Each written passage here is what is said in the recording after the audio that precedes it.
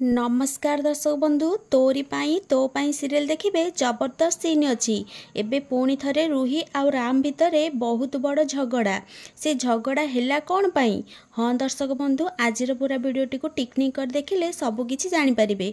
दर्शक बंधु आपण मानकर प्रिय सीरियल तोरी पाई तो पाई सीरियल रे देखिबा को पाइबे जे घर परिवार मकर संक्रांति पालन करथिबे आउ राम रूही को बंदूक धरी मारिबा को गोडौथिबे आउ रूही धाउथिबे तापरे रूही धाई धाई थकी जिबे तापरे रूही राम उपरे रागी जिबे।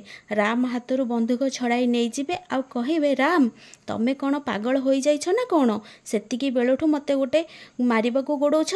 तापरे राम रूही कथा शुणी तांको बहुत कष्ट हेबो।